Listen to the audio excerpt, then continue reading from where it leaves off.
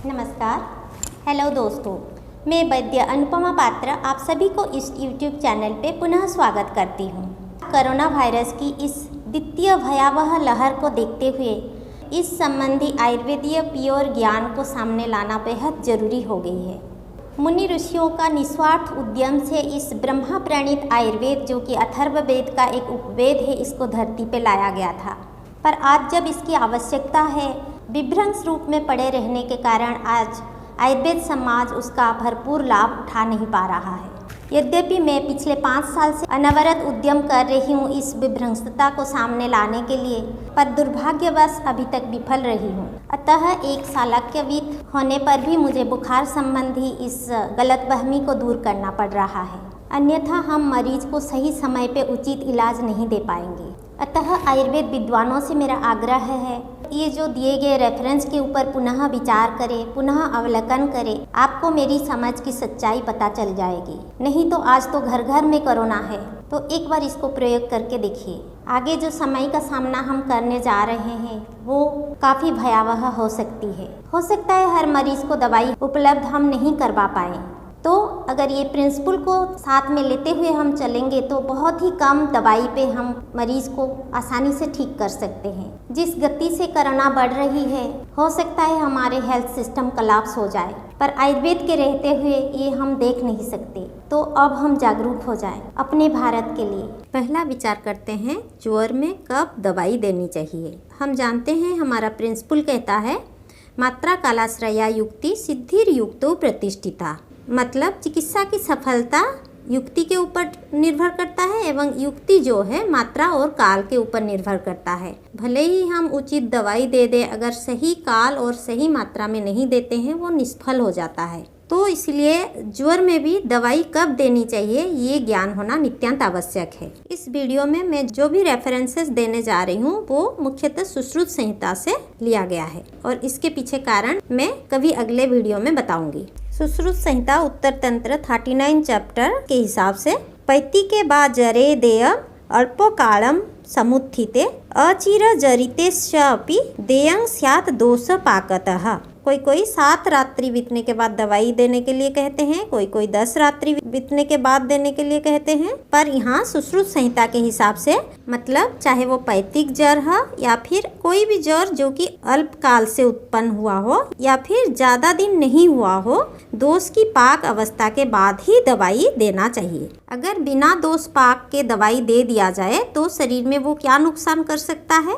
जैसे कहा गया है, भेषजं ही आमदस्य भूय जलयति जरम शोधनं समन्यन्तु करोति विषम जरम। मतलब अगर अमावस्था में शोधन दे दिया जाए तो वो जर को और भी प्रज्वलित कर देता है, मतलब बढ़ा देता है। और अगर समान औषधि दे दिया जाए अमावस्था में तो उसको विषम जर में कन्वर्ट कर देता है। तो ये महत्वपूर्ण बिंदु है विचार करने का। आज जो हम ज्वर होते ही तुरंत दवाई दे देते हैं, चाहे वो पैरासिटामोल हो चाहे वो कोई भी आयुर्वेदिक दवाई हो, उससे वो हमारी शास्त्र के हिसाब से सामान्य दोषज ज्वर था जो कि विषम जर यानी जो रिकरेंट टाइप ऑफ फीवर में कन्वर्ट हो जाती है। मॉडर्न साइंस तो अभी तक यहाँ पहुँचा ही नहीं है, पर आयुर्वेद में ये ज्ञान होते हुए भी हम भी क्यों इस ज्ञान का इस्तेमाल नहीं करते हैं, ये भी सवाल उठती है। तो उसके पीछे कारण ये हो सकता है कि जो रसशास्त्र ज्ञान आयुर्वेद में आया बाद में, इसमें कहीं ना कहीं जो हमारी संहिता में दिया गया प्रिंसिपल ऑफ ट्रीटमेंट को बाईपास किया गया है। आज ज़्यादातर हम रसशास्त्रक नॉलेज को ट्रीटमेंट में इस्तेमाल करते हैं और संहिता के जो प्रिंसिपल को हम नेग्लेक्ट करते हैं। इसके वजह से ही हमारी ये महत्वपूर्ण चिकित्सा सूत्र जो प्रैक्टिस से बाहर हो गया है। तो आज के टाइम में हमारी गलत ज्ञान के वजह से हम ज़्यादातर सामान्य बुखार को आइट्रोजेनिक रिकरेंट फीवर में हम कन्वर्ट कर दे रहे हैं। अब सवाल उठती है, तो क्या हम मरीज को कोई भी दवाई दिए बगैर ऐसे ही बुखार अवस्था में उसको छोड़ दें?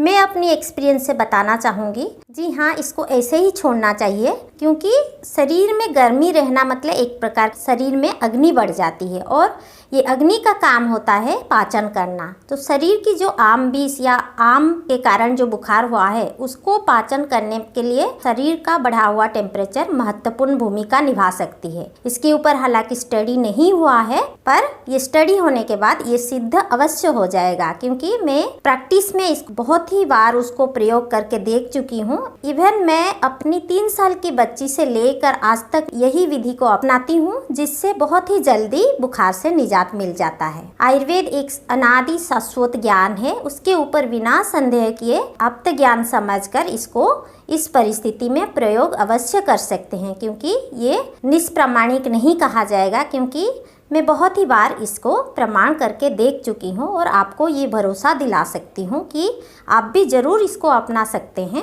और उसका लाभ उठा सकते हैं। भले ही आप बच्चों में प्रयोग ना करें, कम से कम बड़े व्यक्ति में ये प्रयोग करके आप देख सकते हैं कैसे बहुत आसानी से एक ही बार में फीवर ठीक हो जाता है, जो कि फिर दोहराता ही नहीं है। जब पहली बार अप्लाई की थी, हाइपरथर्मिक कन्वल्सन का मन में डर था, फिर भी शास्त्रों के ऊपर उतना भरोसा था कि कभी भी हमारी आयुर्वेद शास्त्र गलत हो ही नहीं सकता। इसके भरोसे में, भगवान के भरोसे इसको अप्लाई करके देखा और उसका सही जो लक्षण हमारे वर्णन है, आम अवस्था में जो ज्वर जैसे बढ़ता है और धीरे धीरे वो कैसे पक्वता को जाता है, कैसे वो ऑटोमेटिक भले ही बुखार ज़्यादा ना उतरे, पेशेंट को कैसे लघुता महसूस होती है, कैसे बेग की प्रवृत्ति होती है और कैसे भूख लगने लगती है, इसको स्वयं मैंने एक्सपीरियंस करके बहुत ही बार देख चुकी हूँ। ज्वर की अमावस्था कब तक है, ये कैसे हम पहचाने? सुश्रुत संहिता के हिसाब से तीक्ष्णे ज्वरे गुरौ देहे विबद्धेषु मलेषु च सामदोषं बीजान्यात् ज्वरं पक्वम् अत अन्यथा मृदौ ज्वरे लघौ देहे प्रचलेषु मलेषु च पक्वं दोषं बीजान्यात् ज्वरे देय तद औषधम। मतलब ज्वर बेग की तीक्ष्णता, देह में भारीपन तथा मल मूत्र सेद आदि जो मल की रुकावट होने पर आमजर समझना चाहिए। उसके विपरीत लक्षण यानी अगर जोर बेग की मंदता हो जाना, मतलब थोड़ा सा जोर के बेग में कमी आना, या फिर देह में लघुता फील होना, हल्कापन महसूस होना, या मल मूत्र आदि जो बेग की प्रवृत्ति होना, ये हमारे पक्व ज्वर के लक्षण है। तब समझना चाहिए कि बुखार की अमावस्था निकल गई है। उस कंडीशन में ही हमें चाहे वो शोधन दवाई हो या फिर शमन दवाई हो, वो देना चाहिए। अब हम विचार करते हैं ज्वर में कब खाना देना चाहिए, मतलब ज्वर में आहार सेवन काल। ज्वर की जो मुख्य प्रिंसिपल ऑफ ट्रीटमेंट है वो है प्रव्यक्त रूपेषु हितम एकांतेन अपतर्पणम। मतलब जब ज्वर अपने रूपावस्था में प्रकट हो जाती है, मतलब जब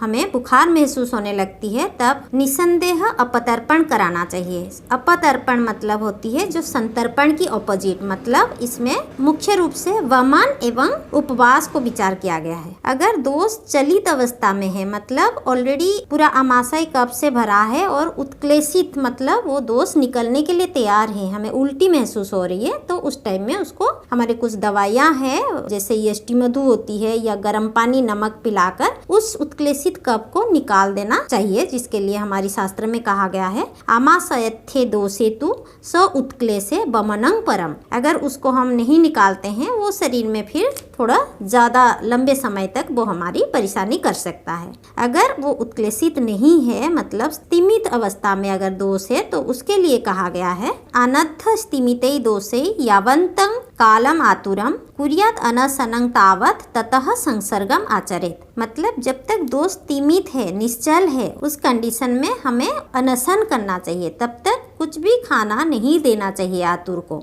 उसके बाद संसर्ग, मतलब जो हमारी हल्के खाना लेने का विधान है, उस विधान के हिसाब से हमें अन्न ग्रहण करना चाहिए। अनशन को लंघन भी कहा जाता है और उस लंघन के लिए कुछ पर्टिकुलर कंडीशन में कंट्राइंडिकेटेड भी है, वो चीज़ हमें जानना आवश्यक है।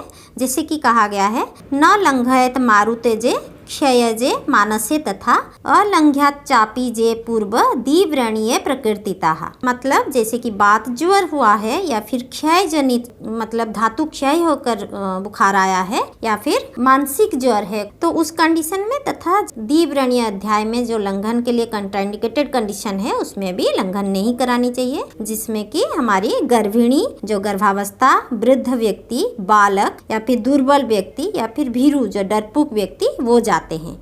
उनको छोड़कर बाकी सारे ज्वर में हमें लंघन करने का निर्देश दिया गया है। बात जर कहने से साधारणतः जो कंपकपी होकर जो कि राइगर के साथ बुखार आती है वो हमारी बात जर में जाती है, और वो भी स्पेसिफिक काल, हमारी जो बात की काल होती है प्राइवेट काल, यानी जो जुलाई अगस्त की ओर आती है, उस समय में ज़्यादातर बात जर देखा जाता है, तो हम आसानी से उसको पहचान सकते हैं। यही कुछ पर्टिकुलर कंडीशन को छोड़कर बाकी ज़्यादातर बुखार में हमें लंघन करने का निर्देश दिया गया है। पर दुर्भाग्यवश शास्त्र के ये निर्देशित ज्ञान को हम नज़रअंदाज करते हुए हम बुखार होने के बाद तुरंत ही दवाई दे देते हैं, और दवाई देने के चक्कर में तुरंत कुछ आहार भी सेवन करवा लेते हैं। जोर मुख्य रूप से हमारी आम दोष से होती है, और वो आम जो है एक प्रकार की विष रूप में शरीर में काम करता है, जिसको आम विष कहते हैं।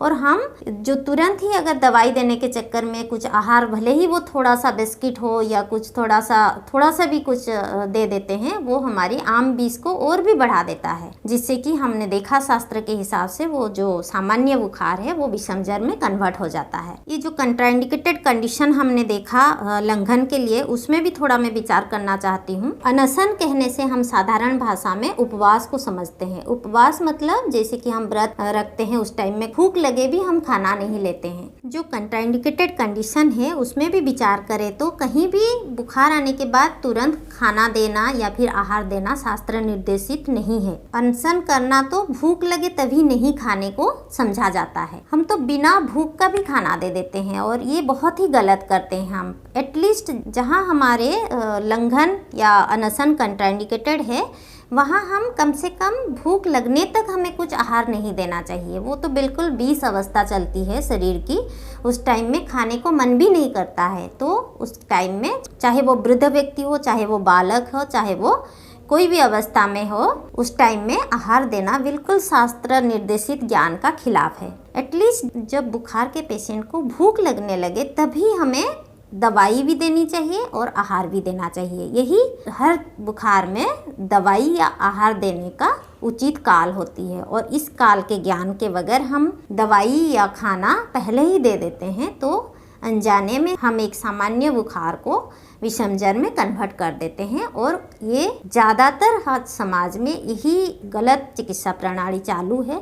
लंघन या अनशन के जो कार्य या फिर गुण जो वर्णन करते हुए कहा गया है, अनवस्थितो दोषाग्ने लंघनम दोषोपाचनम जरघ्नं दीपनं कांक्षा अरुचि लाघव कारकम। मतलब अनवस्थित दोष तथा अनवस्थित अग्नि वाले ज्वर युक्त व्यक्ति को अगर लंघन कराया जाता है तो आम दोष का पाचन हो जाता है एवं लंघन से ज्वर भी नाश होता है, अग्नि का दीपन हो जाती है एवं भोजन में आकांक्षा या फिर अन्न में रुचि उत्पन्न हो जाती है, और यह शरीर को हल्का बना देता है। यही वो लक्षण है जो हमने पक्व ज्वर के संदर्भ में देखा था। अतः सारे दोष जनित जो भी ज्वर होते हैं उसमें पहले जब तक भूख नहीं लगे तब तक हमें आहार सेवन या फिर कोई भी दवाई सेवन नहीं करनी चाहिए। अगर जो कंट्राइंडिकेटेड कंडीशन हमने देखा, जब भूख लगने लगे तभी दवाई तथा उसके साथ हल्का भोजन हमें देनी है। अगर रोगी बलवान है तथा उपरोक्त कंट्राइंडिकेटेड के अंदर नहीं आते हैं तो फिर भूख लगने के बावजूद भी थोड़ी देर तक हम भूख को टाल सकते हैं ताकि हमारी शरीर संपूर्ण स्वस्थ महसूस करे, क्योंकि ज़्यादातर बुखार जो है लंघन से ही ठीक हो सकती है अगर प्रारंभिक अवस्था में है हम उसको ज्ञानपूर्वक इस्तेमाल करें। अगले वीडियो में मैं इसकी कुछ प्रमुख दवाइयाँ बताऊंगी। भगवान कल की आप सबको स्वस्थ रखें, खुश रखें। जय आयुर्वेद।